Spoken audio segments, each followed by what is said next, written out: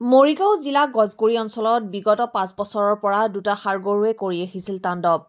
স্থানীয় কৃষক আৰু গাঁৱৰ ৰাইজে অতিষ্ঠ হৈ মৰিগাঁও সদৰ আৰক্ষী থানাৰ ভাৰপ্ৰাপ্ত আৰক্ষী বিষয়া ভৱেন দাসৰ লগত আলোচনা কৰাৰ পাছতে আজি নগাঁও জিলা বৰঘাটৰ বেঙেনাআটিস্থিত জ্যোতি গোশালা কৰ্তৃপক্ষৰ লগত যোগাযোগ কৰি উক্ত ষাঁড়গৰু দুটা চমজি দিয়ে। উল্লেখ্য যে বিগত বহু বছৰ ধৰি অঞ্চলটোৰ কৃষক ৰাইজৰ গোমধান, মাকৈ, ধান আদি কৰি বিভিন্ন খেতি অনিষ্ট কৰাৰ লগতে অঞ্চলটোৰ বহুকেইটা বাসগৃহৰ ভিতৰত সোমাই বিভিন্ন ধৰণৰ অনিষ্ট কৰি আহিছিল। শেষত গজগুৰি অঞ্চলৰ ৰাইজ অতিষ্ঠ হৈ আজি এই সিদ্ধান্তত উপনীত হৈ গোশালৰ কৰ্তৃপক্ষক ষাঁড়গৰু দুটা গতাই দি সংবাদ মাধ্যমৰ আগত এনেদৰে কয়। আজি 5 বছৰ ধৰি এটা গৰু 5 বছৰমান হ'ল প্ৰায়, আৰু এটা আপোনাৰ 2 বছৰমান হ'ল। তো গৰু দুটাই মানে বিভিন্ন ধৰণৰ বিনষ্ট কৰি আছে কৃষি পথাৰত। আপোনাৰ মাকৈ ছিজন, যিহেতু কৃষকসকলৰ মাকৈ খাইছে, আৰু ৰাইজৰ ঘৰতো এনেকে সোমাই দিগদাৰ দিয়ে, বস্তু খায়। তাৰপিছত আপোনাৰ চোৰৰ আজিকালি যি উপদ্ৰৱ হৈছে ন, এই উপদ্ৰৱৰ ফলত মানে কিজানি কোনোবা দিনা লৈ যায় ইয়াৰ পৰা, সেইটো কাৰণে মানে ভাবিছো আমি এনেকুৱা পদক্ষেপ গ্ৰহণ কৰিছো। জ্যোতি গৌশালা বুলি কয়, বৰঘাট স্থিত। তাতে আমি গৰু দুটা মানে চমজাই দিবলৈ আমি সিদ্ধান্ত ললো। স্থানীয় প্ৰশাসনৰ লগত আলোচনা কৰিলো, OC ছাৰৰ লগত যোগাযোগ কৰিলো। OC ছাৰে দিলে তেখেতসকলৰ মোবাইলৰ নাম্বাৰ।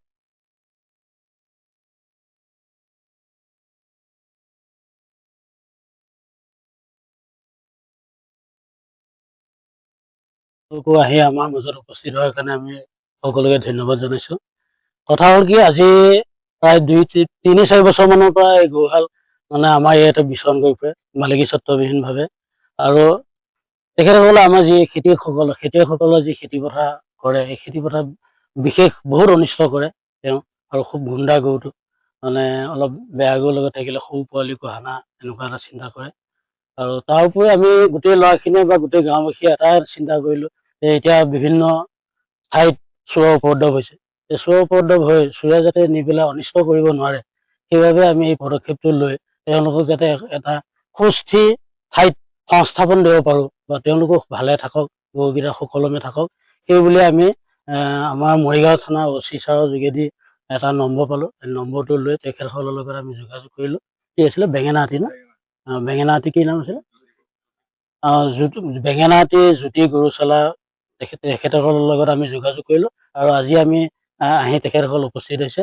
তেখেতসকলৰ গাড়ীত আমি সকলোৱে উপস্থিতিত এখন পিটিশ্যন বা এখন লিখা দি পেলাই আমি তেওঁলোকক ইয়াৰ পৰা পঠাই দিম। গৰু আমাৰ দুটা গৰু, এটা অলপ ডাঙৰ, এটা অলপ সৰু। এই সৰুটো আজি প্ৰায় এবছৰ মানৰ পৰা ইয়াত বিচৰণ কৰি ফুৰিছে, কিন্তু ডাঙৰটো হয় 5-6 বছৰমান হৈ গ'ল বিচৰণ কৰি ফুৰা।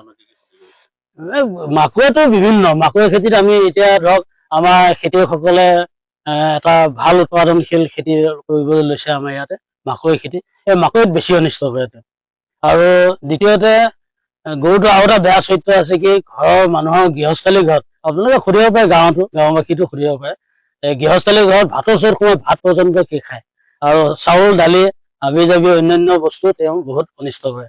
গতিকে এইটো অকল আমাৰ পৰাই বাদ ল'লে নহ'ব, আৰু আপোনালোকে যদি বিশ্বাস নকৰে গোটেই গাঁওবাসীৰ পৰা ল'ব পাৰে, গাঁওবাসীয়েও কৰিব এইটো কথা। মানুহ মানে তেনেকে খুব এনেকে হানি অনিষ্ট কৰা নাই, ধৰক চিকিৎসালয়লৈ যাবলগীয়া কৰা নাই, কিন্তু অলপ মানে সি গুণ্ডা, সৰু পোৱালি ছোৱালী অলপ মানে চোচা মাৰে। News Desk Report, Assam Reports Live.